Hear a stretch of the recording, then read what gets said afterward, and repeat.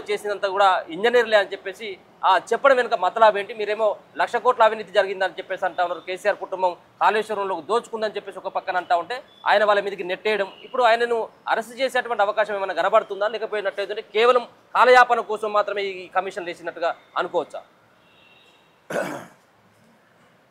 ప్రభుత్వం ఒక కమిషన్ ఏర్పాటు చేసింది, ఖచ్చితంగా విచారణ జరిగింది.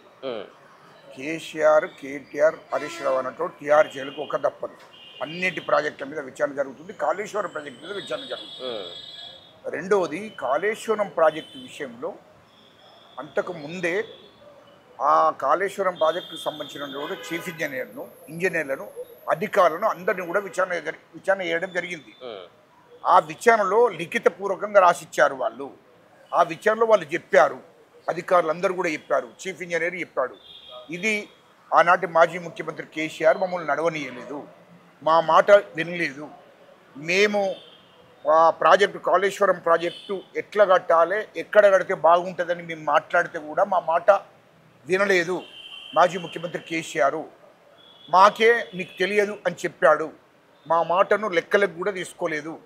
కాబట్టి ఆనాటి మాజీ ముఖ్యమంత్రి దీనికి కేసీఆరే బాధ్యుడు, ఆనాటి ముఖ్యమంత్రి బాధ్యుడు అని చెప్పి స్పష్టంగా చీఫ్ ఇంజనీర్ కాంచెలు మొదలుకుంటే ఇంజనీర్లు సంబంధించిన అధికారులందరూ కూడా చెప్పడం జరిగింది. లిఖితపూర్వకంగా ప్రభుత్వానికి రాసిచ్చారు. ఆ తర్వాతనే కమిషన్ ఏర్పాటు చేయడం జరిగింది. కమిషన్ను ఏర్పాటు చేయడం జరిగింది. ఆ కమిషన్ విచారణ చేస్తుంది. విచారణకు ఈటెల రాజేందర్, ఆనాడు ఆర్థిక శాఖ మంత్రి ఈటెల రాజేందర్, హరీష్ రావు, కేసీఆర్ హాజరైనరు. ఆ విచారణలో ఒకటి గుర్తుపెట్టుకోండి, ఇయల్లో దాని అంచనా, కాళేశ్వరం ప్రాజెక్టు మొత్తం అంచనా 70,000 కోట్లు. ఆ 70,000 కోట్ల నుంచి వెళ్ళి కేసీఆర్ ఆనాటి ముఖ్యమంత్రి 1,50,000 కోట్లకు పెంచాడు. ఆ 1,50,000 కోట్లకు పెంచడం అంటే ఇది వాస్తవానికి ఇక్కడ ఉన్నటువంటి ఆ కాళేశ్వరం ప్రాజెక్టుకు సంబంధించిన చీఫ్ ఇంజనీర్లు కానీ అధికారులు కానీ వాస్తవం వాళ్ళు ఒక మ్యాప్ వేశారు, వాళ్ళు ఒక పద్ధతి చెప్పారు, దాన్ని అంచనా వేశారు, ఎంత ఈ ప్రాజెక్టుకు ఎంత అవుతుంది అని చెప్పడం జరిగింది. కానీ వాళ్ళను దగ్గర రానియకుండా వాళ్ళ లెక్కలకు కూడా తీసుకోలేదు నాటి ముఖ్యమంత్రి కేసీఆర్.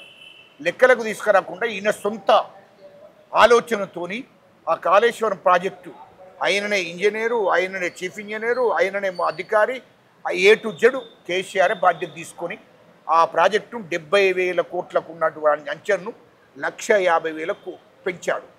అందులో 80,000 కోట్ల స్కామ్ జరిగింది. 80,000 కోట్లు కేసీఆర్ కుటుంబమే దోషించారు.